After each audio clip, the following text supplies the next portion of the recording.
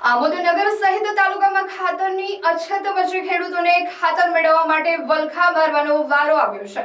સરકાર દ્વારા આમોદ તાલુકા ખરીદ વેચાણ સંઘ ખાતે માત્ર 300 ગુણ ખાતર ફાળવવામાં આવ્યું હતું, જેથી ખરીદ વેચાણ સંઘ ખાતે ખેડૂતોની ભારે ભીડ જોવા મળી હતી।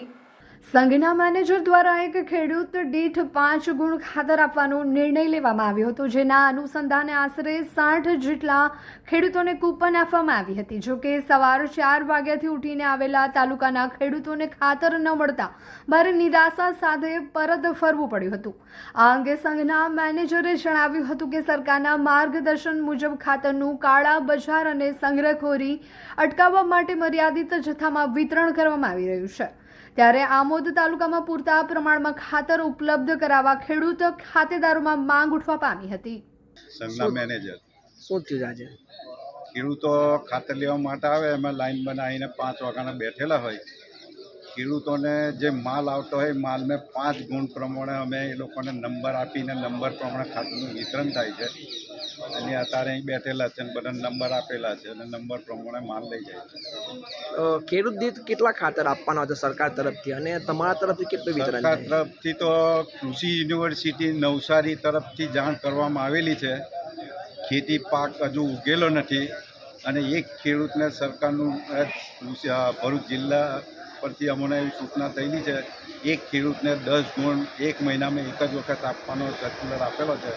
તો અમે ખેડૂત આવે છે, ખેડૂતના આઠાની નકલના આધાર કાર્ડની નકલ લઈ અને ખેડૂતની સંખ્યાના પ્રમાણમાં વિતરણ કરીએ છીએ। આજે કેટલી કૂપનો રોજ વેચો છો અને કૂપન રોજ વેચવાનું શું નથી કારણ? વેચતા, રોજ નથી વેચતા। ખાતર જ્યારે આવે ત્યારે અને સંખ્યા કેટલી છે ને માલ કેટલો છે। આજે કેટલી વિતરણ થઈ છે? આજે 5 આપવામાં આવે છે, કૂપન કેટલી વિતરણ થઈ? કૂપન 60। જીતુભાઈ મોહનભાઈ વસાવા, મુકામ કાંકરિયા। શું હતું આજે?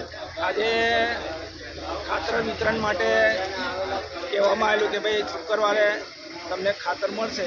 તો અમે બધા 5 વાગે કોઈ 4 વાગે ઉઠીને અમે બધા અહીંયા લાઈનમાં ઊભા છે। હવે અત્યારે લગભગ 60 કૂપનોની વિતરણ કરવાનું છે।